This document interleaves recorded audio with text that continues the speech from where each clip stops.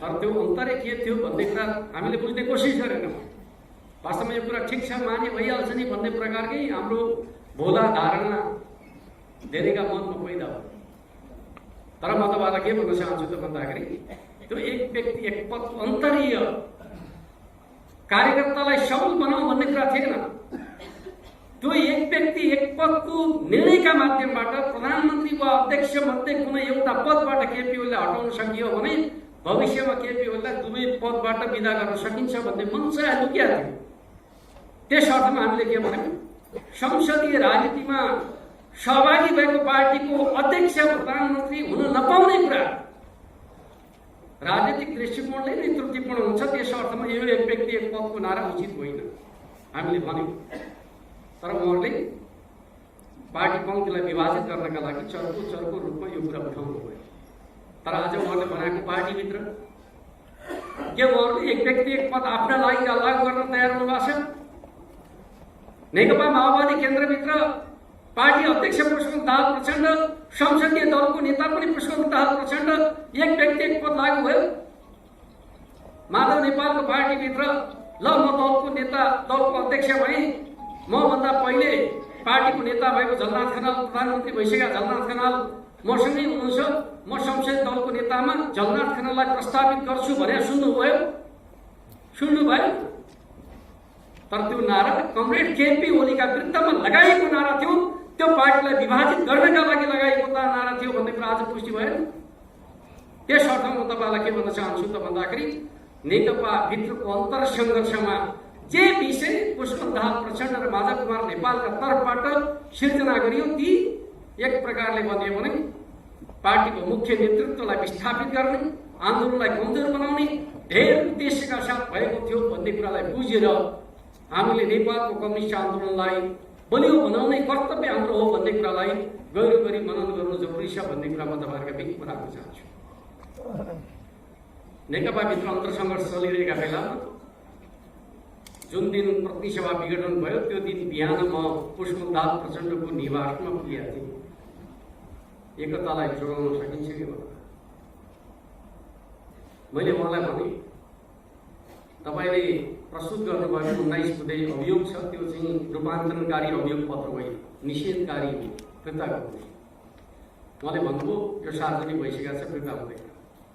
त्यसपछि मैले भने कमरेड केपी ओलीले त्यसको प्रत्युत्तर दिनुभएको छ, त्यो प्रत्युत्तर र तपाईँको अभियोग दुवै फिर्ता गर्ने कुरा गर्नुहोस्, पार्टीलाई फेरि जोड्न सकिन्छ, एक ठाउँ राख्न सकिन्छ। उहाँले भन्नुभयो त्यो सम्भव छैन। त्यसपछि मैले उहाँलाई दुईवटा कुराहरू गर्नुभयो भने पार्टी गम्भीर दुर्घटनामा पर्छ भनेर सचेत बनाउने काम गरेँ। मैले एउटा भने पार्टी अध्यक्षलाई केन्द्रीय कमिटीबाट बदल्ने खालको जुन योजना छ यो पार्टीको हितमा हुँदैन। मैले भने कमरेड केपी ओली केन्द्रीय कमिटीले बनाएको अध्यक्ष होइन, महाधिवेशनबाट निर्वाचित भएको अध्यक्ष हो। महाधिवेशनबाट निर्वाचित भएको अध्यक्षलाई केन्द्रीय कमिटीले बदल्न सक्दैन। लेनिनवादी संगठनात्मक सिद्धान्तलाई तपाईँले मदन गर्नुभयो भने जुन चिजको फैसला महाधिवेशनले गर्छ त्यो चिजलाई कमिटीले बदल्न सक्दैन। महाधिवेशनको सुप्रिमेसी भने त्यही हो। अधिवेशनबाट चुनेको अध्यक्षलाई केन्द्रीय कमिटीबाट बदल्ने खालको जे प्रयास छ त्यो अधिवेशनको सुप्रिमेसीका विरुद्धमा छ, लेनिनवादी संगठनात्मक सिद्धान्तका विरुद्धमा छ।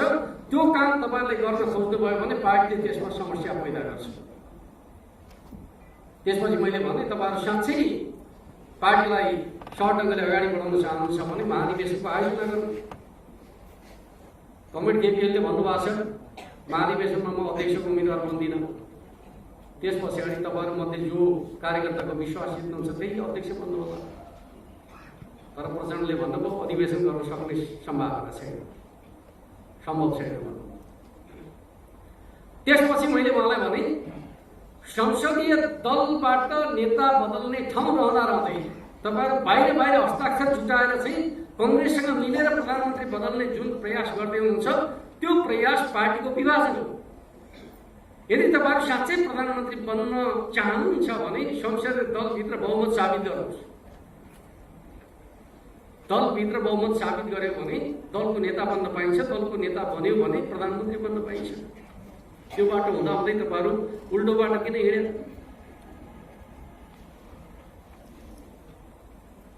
त्यसपछि प्रचण्डले भन्नुभयो यो धेरै ढिलो भइसक्यो, अब हामी धेरै अगाडि बढिसक्यौँ भनिसकेपछि स्वाभाविक रूपमा चाहिँ त्यो षड्यन्त्रलाई असफल पार्नका लागि एउटा बोल्ड स्टेपको आवश्यकता पर्थ्यो। त्यस कारणले प्रतिनिधि सभा विघटन भयो, पार्टीको रक्षा गर्ने काम। अहिले पनि कुनै कमरेडका मनमा लागिरहेको छ प्रतिनिधि सभा विघटनका कारणले समस्या पैदा भयो भन्ने लागेको छ भने तपाईँ त्यो दिमागबाट हटाइदिनुहोस्। प्रतिनिधि सभा विघटन समस्या थिएन, समस्याको परिणाम थियो भन्ने कुरालाई हामीले बुझ्नु जरुरी छ। र प्रतिनिधि सभा विघटनलाई जसरी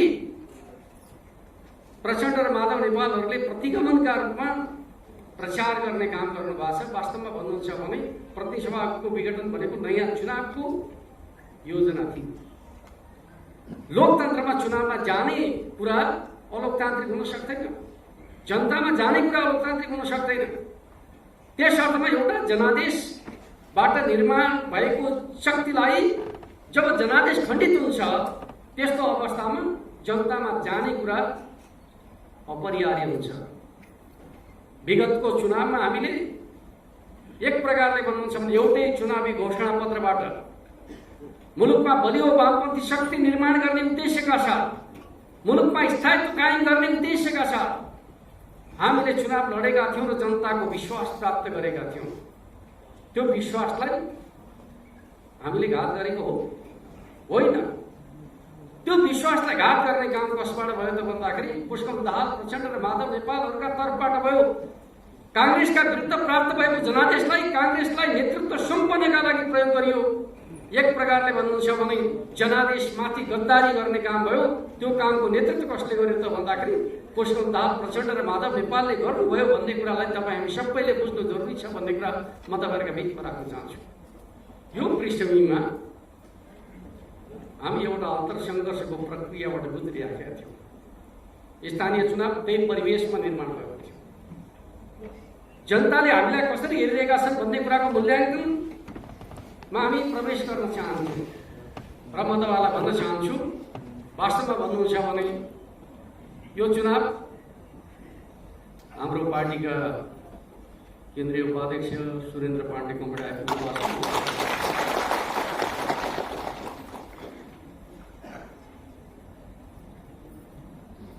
हामी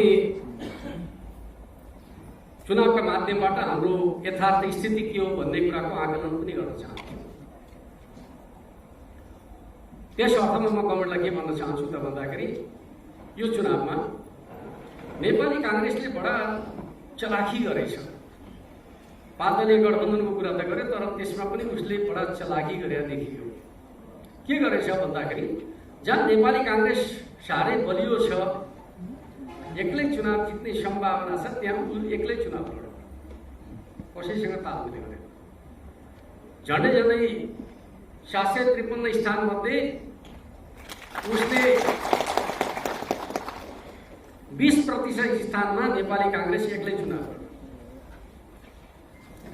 त्यसपछि उसले जहाँ नेकपा एमाले र नेपाली कांग्रेसका बीचको हाराहारीको प्रतिस्पर्धा छ त्यहाँ उसले नजिकको कोही साझेदार खोज्यो। कहीं माओवादीलाई साथमा लियो, कहीं समाजवादीलाई साथमा लियो, कहीं जसपालाई साथमा लियो। बागलुङ प्युठान जस्ता ठाउँमा उसले राजनपालाई साथमा लिएर चुनाव लड्ने नीति बनायो। त्यहाँ 5 दलीय गठबन्धन पनि गर्यो। कुनै एउटा नजिकको शक्ति लिएर चाहिँ चुनाव लड्ने काम गर्यो नेकपा एमालेको विरुद्ध। र के भन्यो त भन्दाखेरि तिमीहरू चाहिँ एमालेसँग मिल्न पाइँदैन। जहाँ नेकपा एमाले अत्यन्त बलियो छ, सुदृढ छ, त्यहाँ उसले 5 दलीय गठबन्धन निर्माण गर्यो र एमालेसँग चुनाव लड्ने काम गर्यो। हाम्रो पार्टी अध्यक्षको निर्वाचन क्षेत्र रहेको दमकमा त उसले चाहिँ 5 दल आफैले उम्मेदवारी नदिइकन 6औं दललाई मेयरको उम्मेदवार बनाएर चुनाव लड्ने काम गर्यो। 5 दलले आफैले पनि मेयरको उम्मेदवार दिए, 6औं दललाई मेयरको उम्मेदवार दिएर एमाले विरुद्ध चुनाव लड्ने सम्पूर्ण काम गर्यो। त्यसो गर्दाखेरि तपाईहरुको मनमा के लागिराख्यो होला भन्दाखेरि चुनावको एक प्रकारले जनमतको एक प्रकार प्रकट कसरी भयो त भन्ने कुरा गर्दाखेरि एक्लै लडेका ठाउँ त एमालेले राम्रो गरे होला भन्ने कुरा लागेको छ। त्यस्तो होइन। एक्लै कांग्रेससँग हामी एक्लै लडेको ठाउँमा हाम्रो मत 26% को हाराहारीमा मात्रै छ। कांग्रेसले 8 आंशिक गठबन्धन बनाएको ठाउँमा हाम्रो भोट 31% छ, जो औसत भन्दा कम छ। जहाँ कांग्रेसले 5 दलीय गठबन्धन बनाएर चुनाव लड्यो त्यहाँको हाम्रो औसत भोट 41% छ। एक्लै लडेको ठाउँमा 26%, आंशिक गठबन्धन बनाएको ठाउँमा 31%, 5 दलीय गठबन्धनसँग चुनाव लडेको ठाउँमा हाम्रो भोट 41% छ। मैले यो तथ्यलाई तपाईहरुका भित्र किन राख्नु पर्यो त भन्दाखेरि 41% भोट प्राप्त गरेको ठाउँ भनेको चाहिँ 40% ठाउँ। त्यो 40% हामीले प्राप्त गरेको ठाउँ सामान्यतया भन्नुहुन्छ भने अहिले पनि उनीहरु मिलेर आए पनि चुनाव जित्न सकिने ठाउँ। र अब हामीले गर्ने कुरा के हो त भन्दाखेरि एउटा पक्ष स्वाभाविक रूपमा हामीले आजको सन्दर्भमा चुनावको तयारी गर्दाखेरि हामीले प्राप्त गरेको भोटको कुराकानी गर्नुहुन्छ भने 34% मत प्राप्त गरेका छौं। 34% मत भने कुन हिसाबले हामीले निकालेको भनेर अध्यक्ष उपाध्यक्ष गर्ने हो त अलि बढी निक्लन्छ। अध्यक्षदेखि लिएर चाहिँ सदस्यसम्मको औसत निकाल्दाखेरिको मत हो 34%। हामीले 34% मत प्राप्त गरेका छौं। नेपाली कांग्रेसले 33% मत प्राप्त गरेका छ। जनमतका हिसाबले अहिले पनि नेकपा एमाले पहिलो शक्तिका रूपमा रहेको छ। र म तपाईलाई बताउन चाहन्छु 74 सालमा हामीले चुनाव जित्दाखेरि प्राप्त गरेको मत 33%, जति बेला हामी विजेताका रूपमा गर्व गर्यौं। अहिले हामीले हार्यौं भन्दैछौं, प्राप्त गरेको मत 34%। जनताको नजरबाट हेर्ने हो त हामी कमजोर भए त होइन नि त। हामी कमजोर त प्राविधिक रूपमा भयौं। गठबन्धनसँग चुनाव लड्नु पर्दाको परिणामका रूपमा हामी कमजोर भयौं। त्यस अर्थमा यसलाई यसरी पनि हेर्नुपर्छ भन्ने मलाई लाग्छ। अर्कोतर्फ म तपाईलाई बताउँ, यसपटकको चुनावमा एउटा प्रवृत्ति देखा पर्यो, अलिक नराम्रो प्रवृत्ति। प्रमुख र उपप्रमुखका बीचमा मतमा अन्तर, वडाध्यक्ष र सदस्यका बीचमा मतमा अन्तर, अध्यक्षको कम आउने, सदस्यको धेरै आउने, अध्यक्षको कम आउने अध्यक्षको कम आउने, उपाध्यक्षको धेरै आउने, लगभग देशभरिकै ट्रेन्ड यस्तो देखा।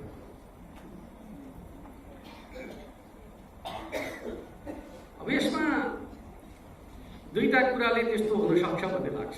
एउटा कारण के हुन सक्छ, विरोधीहरू चाहिँ मुख्य पदमा केन्द्रित भएर चाहिँ गतिविधि गरे। त्यस अर्थमा मुख्य पदमा उनीहरूको भोट बढ्यो, हाम्रो भोट बढ्यो, अनुमान गर्न सकिन्छ। एउटा कारण के हुन सक्छ। अर्को कुरा, हाम्रो कार्यकर्ता पङ्क्तिमा मुख्य पदमा पुग्ने होडबाजीमा हामी चाहिँ यति ज्यादा प्रतिस्पर्धामा पुग्यौं कि हामीले चाहिँ भन्न त नारा लगायौं, हामीले राम्रै नारा लगाएका थियौं, टिकट पाए जितेर देखाउँछौं, टिकट नपाए जिताएर देखाउँछौं भन्यो, तर जिताउन मन गरेन।